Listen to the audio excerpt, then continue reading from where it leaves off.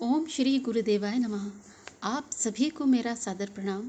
आज हम अखंड ज्योति पत्रिका 2019 के एक भाग से छोटे से अध्याय का अध्ययन कर रहे हैं, जिसका नाम है हरिदास की हरि भक्ति।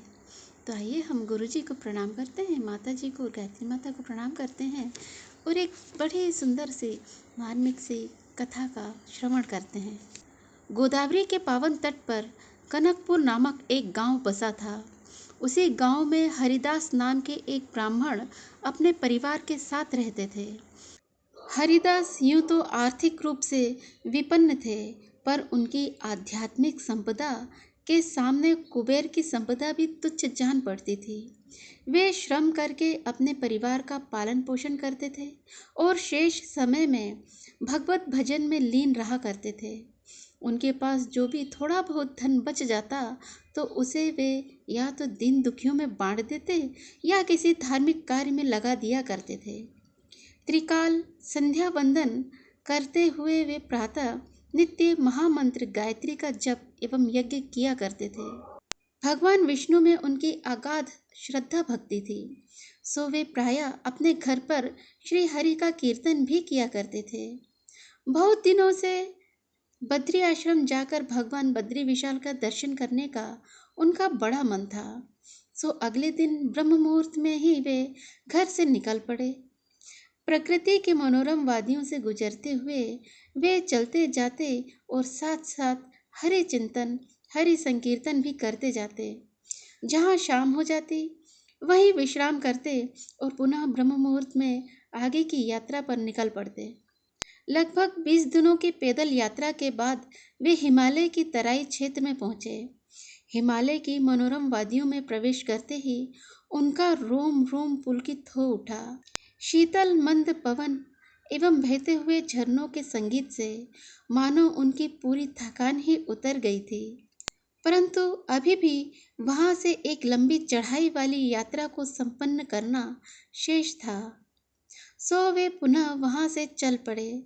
जैसे जैसे मंजिल करीब आ रही थी उनका रोम रोम भी पुलकित हो रहा था।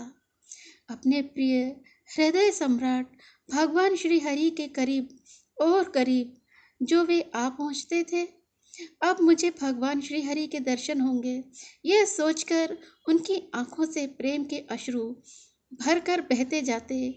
और ऐसा हो भी क्यों ना, उनका हृदय परम पावन जो था, उनके हृदय में ना भोग वासना थी, ना लोभ था और ना ही कोई सांसारिक अथवा भौतिक कामना। वे तो केवल और केवल श्री हरि का दर्शन भर करना चाहते थे। वे जैसे जैसे आगे बढ़ते जाते उनके हृदय में हरि दर्शन की लालसा और भी तीव्र होती जाती। अब तो वे सचमुच अधीर हुए जा रहे थे। उनके हृदय की गहराइयों से प्रेम पूर्ण भावनाएं उमड़ घुमड़ कर आंखों में अश्रु बनकर बहने व झरने लगी। हरि प्रेम में वे अब अपनी सुध-बुध भी खो चुके थे। अचानक नृत्य युक्त कीर्तन करते हुए वे समाधि में चले गए। उसी आनंदमयी चैतन्यमयी महादशा में वे घंटों पड़े रहे। समाधि की गहन अवस्था में वे श्री हरि की ज्योति पुंज का दर्शन कर भाव विभोर हो उठे। जब वे सामान्य दशा में वापस लौटे व उन्होंने अपनी आंखें खोली तो उन्होंने देखा कि बद्रिका आश्रम वहां से साफ साफ दिखाई दे रहा था। जब श्री हरि को पाने की ऐसी आकुल उत्कंठा अभिप्सा एवं व्याकुलता हो तो प्रभु भी भक्त को निराश नहीं करते। वे किसी न किसी रूप में अपने भक्त को दर्शन दे ही जाते हैं, अपनी झलक झांकी दिखा ही जाते हैं। तब तो अपने देवालय में ही श्री हरि के दर्शन होने लगते हैं। हरिदास बद्रिका आश्रम पहुंचने से पूर्व ही समाधि में भगवान बद्रीनाथ का दर्शन पाकर परमानंद की अनुभूति कर रहे थे। लगभग 1 महीने की लंबी पद यात्रा के बाद हरिदास श्री हरि के पावन धाम पहुंचे। उस दिन रामनवमी का पावन पर्व भी था, सो वहां बहुत हलचल बनी हुई थी। नारायण पर्वत की गोद में स्थित इस तीर्थ स्थल पर स्वर्णिम शिखरों व घाटियों के अभूतपूर्व सौंदर्य को देखकर हरिदास मंत्रमुग्ध हुए जा रहे थे। वहां पर अलकनंदा नदी की घाटी के बीच में बहते हुए कल कल करते जल के आवाज सुनकर हरिदास को एक मधुर संगीत सुनने जैसा आभास होने लगा। ऐसा लगा मानो वहां प्रकृति भी हरि के प्रेम में संकीर्तन किए जा रही थी। हिमाच्छादित बद्रीनाथ धाम की अद्भुत छटा देखकर हरिदास अभिभूत थे, आह्लादित थे, आनंदित थे। रात्रि में वे वहीं बद्रिका आश्रम में ठहर गए एवं ब्रह्म मुहूर्त में ही वे अलकनंदा के पावन जल में अमृत स्नान करके श्री हरि के गर्भगृह मंदिर में जा पहुँचे। श्री हरि के विग्रह को देखते ही वे रोमांचित हो उठे और कीर्तन करते हुए नृत्य करने लगे। प्रेमाश्रुओं से उन्होंने अपने आराध्य का अभिषेक किया। श्री हरि के चरणों में तुलसी दल समर्पित करते हुए वे देर तक उनके चरणों में पड़े बिलखते रहे। तभी मंदिर में आरती गाई जाने लगी। आरती के पश्चात श्री हरि को पुनः साष्टांग प्रणाम करते हुए हरिदास गर्भगृह से वापस निकले। उन्हें दिव्य अनुभूति होने लगी। उनके चित्तरूपी सागर में आनंद की लहरें उठने लगीं व उन्हें लगा कि मानो उनके सहस्त्रार्ध दल का कमल खिल उठा हो। काश हमारी भक्ति भी आज चिन्ह पूजा या औपचारिकता ना होकर हरिदास सी भक्ति हो जाए, जिससे हरिदास की तरह हम भी प्रभु का अपने हृदय में साक्षात्कार कर सकें और अपने जीवन को धन्य बना सकें। भावपूर्ण भक्ति ही ईश्वर दर्शन का एकमात्र उपाय होती है। तो आज के लिए केवल इतना ही। अगली बार हम फिर मिलेंगे। आप श्री हरि नारायण या अपने आराध्य का पूजन अर्चन किस प्रकार करते हैं? आप हमें कमेंट करके अवश्य ही बतलाएं। क्या आप भी यंत्रवत ही पूजा करते हैं या फिर भाव से केवल एक बार ही उन्हें प्रणाम कर लेने में अपने संपूर्ण समर्पण को दे देते हैं? ज़्यादा देर की आवश्यकता भी नहीं है, केवल एक प्रणाम हृदय से ही पर्याप्त होता है। अधिक से अधिक समय दे सकें तो और अधिक उपयुक्त होता है।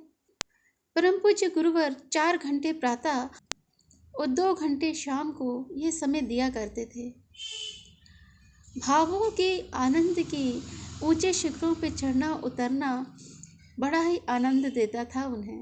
उन्होंने कहीं इस बात को कहा है अपने साहित्य में कि जब वे साधना में बैठे होते थे तो माता गायत्री की गोद में और भगवान सूर्य नारायण पिता की गोद में उन्हें कई अनुभूतियां हुआ करती थीं। इसी को भाव समाधि कहा जाता है।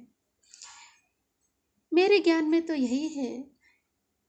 अन्य कोई और सत्य हो तो शायद मैं उस बात से अनभिज्ञ हूँ, परंतु मेरी दृष्टि में तो भाव समाधि यही होती है कि हम भाव में डूब जाएं और ईश्वर का स्मरण करते हुए, उनके चिंतन करते हुए आनंद के सागर में गोते लगाते रहें, डूबते उतराते रहें। आपका पूजन अर्चन किस प्रकार होता है हमें कमेंट करके अवश्य ही बतलाएं। आवश्यक नहीं है कि आप सदा ईश्वर के समक्ष ही बैठें, किसी मंदिर में ही बैठें, किसी मूर्ति के समक्ष ही बैठें। आप अपना कार्य, दैनिक कार्य करते हुए भी उनका स्मरण कर सकते हैं, क्योंकि दैनिक कार्य के लिए तो हम अभ्यस्त होते हैं। आप भोजन पका रहे हैं या ऑफिस जा रहे हैं, कहीं भी जा रहे हैं, यंत्रवत आप अपना कार्य करते रहें, परंतु अपना भाव, अपना स्मरण ईश्वर के प्रति रखें, अपना समर्पण उनके लिए रखें। सदैव उनको स्मरण करते रहें, उनका हृदय में गुप्त रूप से स्मरण करते रहें, संकीर्तन करते रहें। आजकल तो टेक्नोलॉजी का एडवांस ज़माना है। कान में हेडफोन लगा सकते हैं, किसी भी भजन कीर्तन को लगा सकते हैं और उसमें डूबते उतराते इस ईश्वर का पूजन अर्चन कर सकते हैं। ये पूजन अर्चन का बड़ा ही सरल मार्ग है। आपको मेरी ये बात कैसी लगी मुझे अवश्य बतलाएं ही। और यदि आपको मेरी बात अच्छी लगती है तो इसे लाइक करें, शेयर करें, सब्सक्राइब करें और बेल आइकन पे प्रेस करके ऑल पर क्लिक अवश्य करें ताकि हमारे सारे नोटिफिकेशंस आपको समय पर उपलब्ध हो सकें। तो आज के लिए आप मुझे आज्ञा दें। अगली बार अगली वीडियो में मिलने तक आप सभी को मेरा सादर प्रणाम।